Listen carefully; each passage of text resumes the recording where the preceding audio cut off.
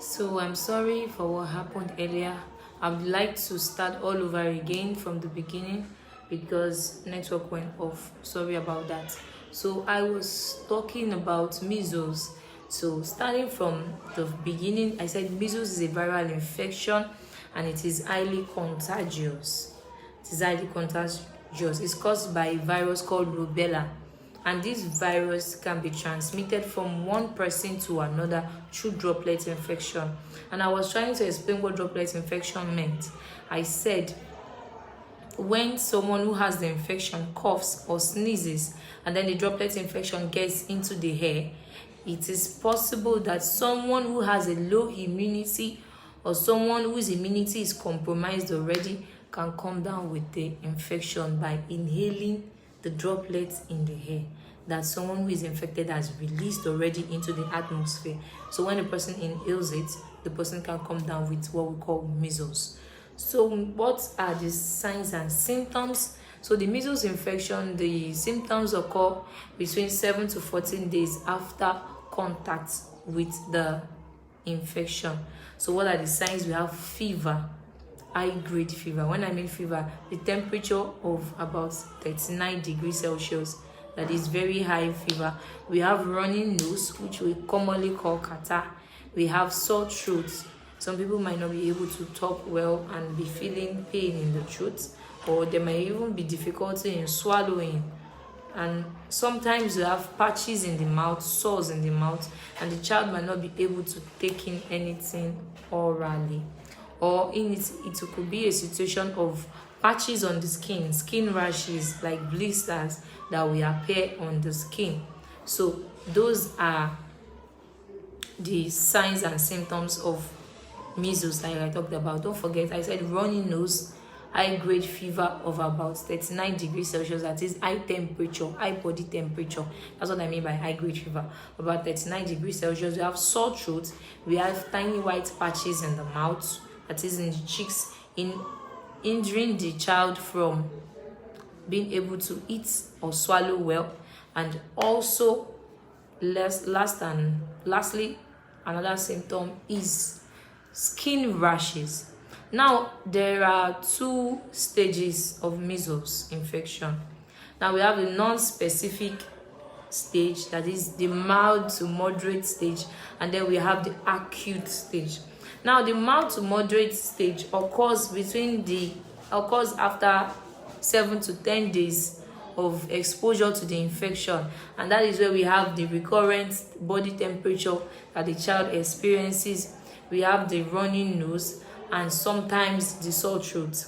Sometimes some children might come down with inflamed eyes, that is conjunctivitis, and sometimes some children might come down with irritation when urinating. They might be feeling pain when they pass urine, and sometimes some children might come down with pneumonia. Those are the acute stages. So this measles infection is a very, very serious infection that we mothers need to be very, very careful. You should be able to recognize its signs and symptoms early so that you can treat them early to prevent complications such as the pneumonia I mentioned.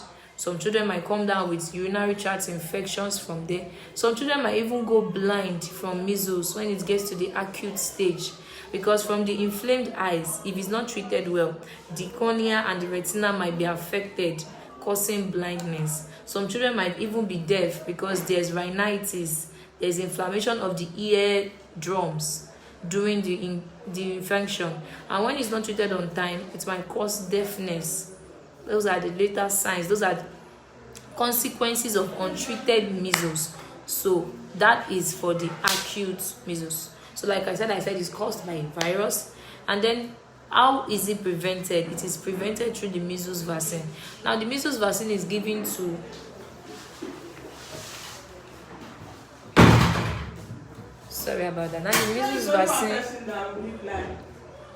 the measles vaccine is given to children within the ages of 12 and 15 months. That's when the measles vaccine is administered. That is, it is either taken when the child is 12 months, or the child is 13 months, 14 months, 15 months. But the first dose should not be exceeded within this range, make sure your child is immunized at the age of 12 to 15 months for measles vaccine, and then the child can take the second dose at the age of 4 to 6 years, so that 4 to 6 years is like a protection against future infection. Like I can say, I myself have been infected with measles before, and then after that I had to take the immunization, the vaccine, to actually protect myself. So that is it. So if a child is immunized at 12 to 15 months, there's no guarantee that the child might not come down with measles later in life, because that's why it's always advisable you take the first and the second dose. So that is mostly the prevention. Now talking about the treatment, it's a viral infection, and normally viral infection have to run their course. At least they have to take their time to run their course in the body, and then they naturally die off.